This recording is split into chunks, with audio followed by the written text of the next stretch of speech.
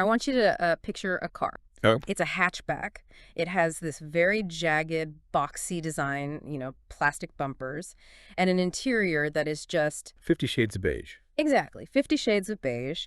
It was designed quite literally to be an appliance, a way to get your groceries, pick up the kids, commute to the office without using too much gas. Right, you were describing the quintessential economy box. Yeah. The absolute backdrop of suburban life. Yeah. But here's the kicker. If you want to buy a pristine version of this specific economy hatchback today, you aren't paying used Honda Civic money. No, you definitely are not. You are paying upwards of £50,000. You're paying Porsche money. Which is, I mean, it is arguably the most confusing valuation in the automotive world if you just look at the spec sheet. We're talking, of course, about the Toyota AE86. A Hachi-Roku. The car that somehow defied physics, economics, logic, all of it, to become a global icon. But today's deep dive isn't just about a car. No, it's much bigger than that. Right. It's about how a penny-pinching corporate decision accidentally birthed a motorsport. How an anime about tofu delivery changed car culture completely. And why a solid rear axle from a pickup truck might actually be the secret to driving Nirvana. It really is a perfect storm. Usually when we talk about legendary cars on this show, we're talking about millions of dollars in R&D, wind tunnels, exotic materials. Yeah. The AE86 had none of that. Its legend status is almost entirely accidental. And that's the part I love. It's the happy accident of the automotive world. So we've got a massive stack of sources today. We are pulling from Toyota's own historical archives, some really deep technical breakdowns from the Club 4E community. Those guys are intense. They really are. And we've got some vintage reviews that capture the moment this thing actually landed. But to understand the accident, we have to look at what Toyota was trying to do back in 1983, because they weren't trying to build a drift missile. Not even close. In the early 80s, the entire auto industry was going through this massive paradigm shift. Everyone was moving from rear-wheel drive to front-wheel drive for their economy cars. Which totally makes sense. Front-wheel drive is lighter, it's more fuel efficient, and you don't have that big drive shaft tunneling through the middle of the cabin. Right. You get way more legroom. It's purely practical.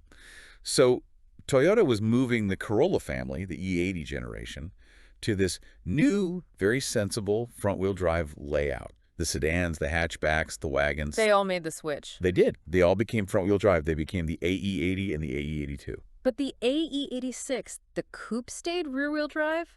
Why, I mean, did the engineers revolt? Was there a secret skunkworks team that insisted on keeping it fun? I really wish the story was that romantic. But it's not. The reality is much drier. It was just about money. Retooling a factory assembly line is astronomically expensive. Toyota had these massive production facilities geared up for a rear-wheel drive architecture. No, I see. To switch every single Corolla variant to front-wheel drive in one single year would have been a logistical and financial nightmare. So they just hedged their bets. Exactly.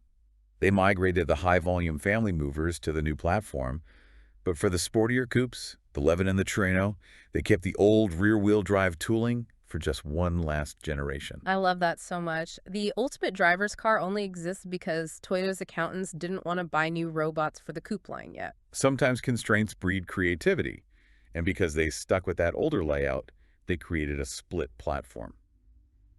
Which brings us to the code itself. AE86. It's become such a buzzword today. It has, but it's literally just Toyota's internal filing system. It sounds incredibly cool, though. AE86, it sounds like a secret weapon or a fighter jet. Break it down for us based on the archives. What does it actually mean? It's very logical once you see it. A refers to the engine family, which is the A-series engine. Okay. E is the model line, which is Corolla. 8 represents the generation, the E80 series.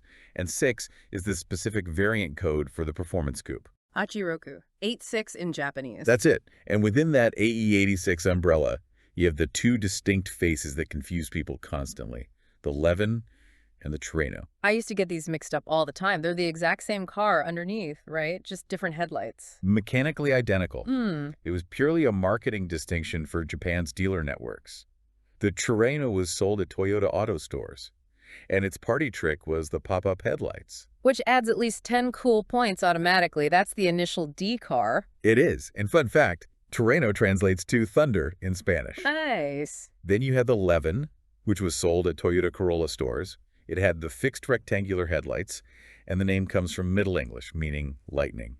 Thunder and lightning. That is surprisingly poetic for a company that named another car the Yaris. It really does have a certain flair to it, though it's worth noting that if you were in Europe in the 80s, you didn't get Thunder or Lightning. What did you get? You just got the Corolla GT Coupe. Wow. Which sounds like a trim level for an airport rental car. But regardless of the badge, the chassis is only half the equation here. You can have a rear-wheel drive car that drives like a tractor if the engine is garbage. Right. But the AE86 got something genuinely special. This is where the whole accident starts to look a lot like Destiny. They dropped in the 4AGE engine. It's a 1.6-liter, twin-cam, 16-valve, inline-4. Beautiful. Now, I have to manage expectations here for a second. In the U.S., because of emissions regulations, it made about 112 horsepower. Ouch. In Japan and Europe, maybe 125 to 130. See, 112 horsepower. My lawnmower is looking pretty competitive right now. I mean, a modern minivan would absolutely smoke this thing at a stoplight. Why does this engine have such a massive cult following? Because spec sheets lie. It's not about the peak number, it's about the delivery. The 4AGE is an over-square engine. Okay, geometry time. What does over square actually mean for you when you're sitting behind the wheel? It means the bore, which is the width of the cylinder, is wider than the stroke. The distance the piston travels? Exactly. The stroke is the up and down distance.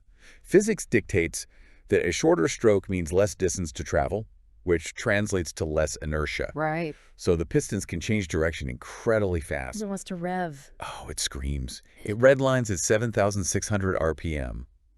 For a cheap economy car in 1983, that was totally unheard of. Mhm. And it wasn't just Toyota doing the work. They partnered with Yamaha to design the cylinder head. Yamaha, the piano and motorcycle company. The very same. Yeah. And Yamaha knows how to make engines breathe. They designed the head with these massive valves and wide intake ports to flow a ton of air at high RPM. But that created a bit of a problem. Fluid dynamics, right. If the pipe is too big, the air just moves slowly. Exactly. Imagine a garden hose. If you just let the water run out the open end, you have volume, but absolutely no pressure. Just dribbles out. Yeah. That's what a big intake port is like at low RPM. The car would feel completely gutless when you're just cruising around town. But if you put your thumb over the end of the hose... You restrict the opening, and the water shoots out with force. Velocity increases. That is exactly what Toyota's TVIS system did. Toyota Variable Induction System. Right. It's a set of butterfly valves located in the intake runners. So at low speeds, the car is effectively putting its thumb over the hose. Yes. Below 4,200 RPM, it closes off 4 of the 8 intake runners. This forces the air through a much smaller space, speeding it up and giving you actual torque so you can leave a stop sign without stalling the car. And then you mash the throttle. You hit 4,200 RPM, the computer opens those valves, and suddenly the engine can breathe through the full diameter of the ports. The tone entirely changes. The character changes. It goes from a grocery getter to a chainsaw. It's like VTEC before VTEC was even a thing. In a lot of ways, yes, it incentivizes you to drive hard. The car practically gives you a reward for keeping the needle in the red zone. And that characteristic, having to literally bring its neck to get anywhere, is what attracted the drivers who would eventually create the legend. Which brings us to the mountains. The Touche. And the man who looked at this underpowered Corolla and said, I can make this dance. Kiichi Tsuchiya. The Drift King himself. You really can't separate the car from the man here.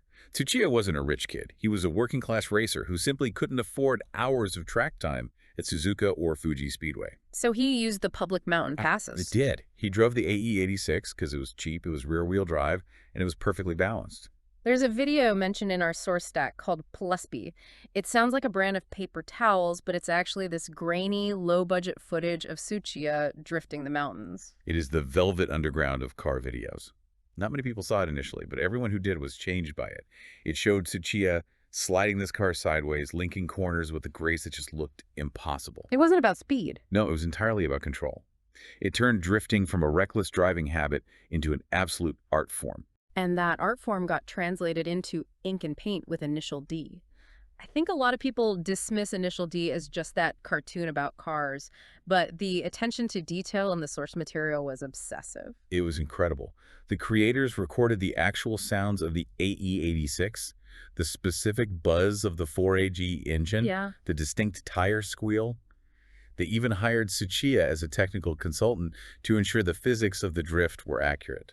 And the premise is so perfect for this specific car. Takumi Fujiwara isn't a race car driver. He's a tofu delivery boy. Right. He drives the Trueno with the Panda black and white paint scheme, and he's fast, not because he wants a trophy, but because he wants to deliver the tofu and get home to sleep. And let's not forget the cup of water.